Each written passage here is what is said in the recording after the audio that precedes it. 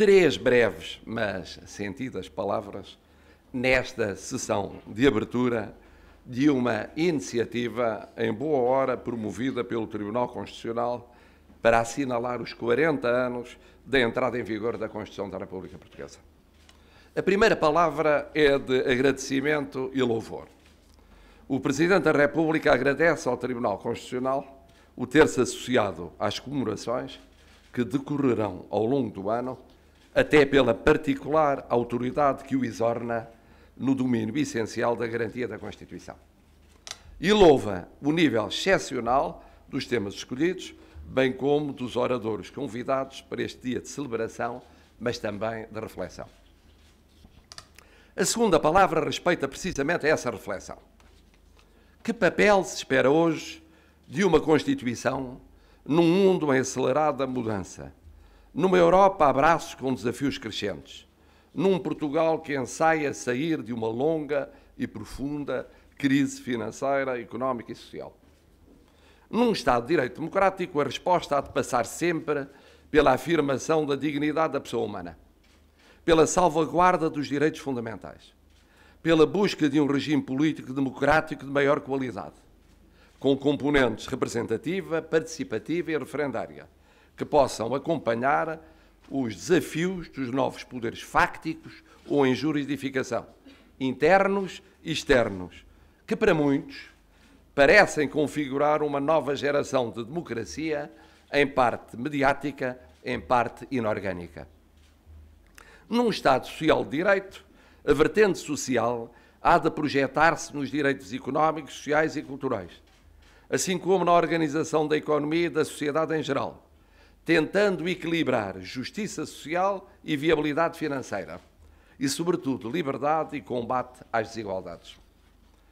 Depois da experiência dos anos de crise, um dia se poderá falar de como a Constituição, que já deu o passo de acolher no seu seio, limitando as situações de exceção política, pode ou não disciplinar as situações de exceção económica ou financeira, facilitando a tarefa dos aplicadores que têm tido de utilizar como parâmetros únicos princípios estruturantes como os da igualdade, da proporcionalidade ou da boa-fé.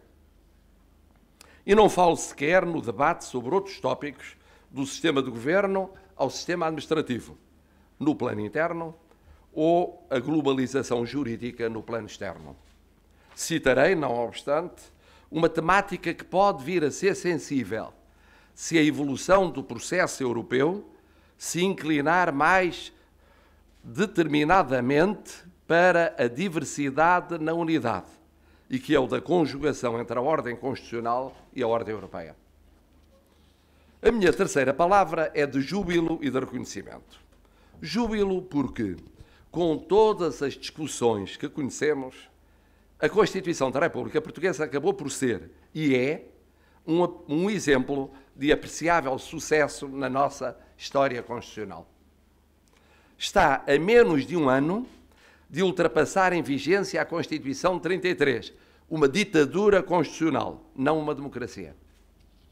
40 anos entre o final do século XX e o começo do século XXI representam realidade substancialmente mais duradoura do que cerca de 80 anos no século XIX e início do século XX, tempo de aplicação da Carta Constitucional. Soube ajustar-se a mudanças profundas em sucessivas revisões constitucionais, em particular nas duas primeiras, concitando um consenso fruto de, como recordei no meu discurso de posse, praticamente todas as forças políticas mais relevantes terem votado favoravelmente pelo menos uma parte do seu conteúdo. Manteve intacto um grau de aceitabilidade popular contrastante com a erosão institucional destes tempos agitados cá dentro e lá fora. E até o recorrente debate sobre a sua revisão é sinal de vitalidade democrática. Porque não há obra humana perfeita ou acabada ou eterna. E sempre há novos reptos onde motivar ou sugerir diferentes fórmulas jurídicas.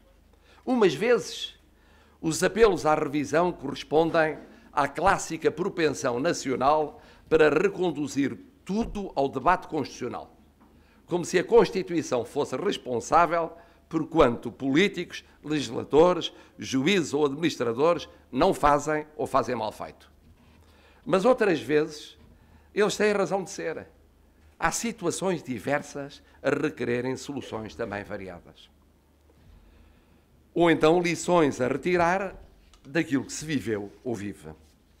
De todo modo, nada do que fica dito apouca o balanço positivo destas décadas de vigência da nossa Constituição, que, além do mais, teve o mérito de inspirar uma riquíssima elaboração académica e projetar além fronteiras ideias, teorizações e problemáticas jurídico-constitucionais as mais estimulantes.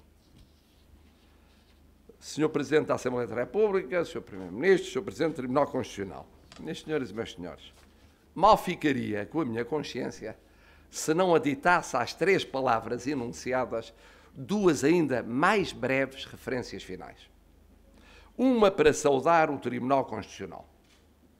Muitas vezes, como professor, como parecerista ou como mero analista, aplaudi as suas decisões.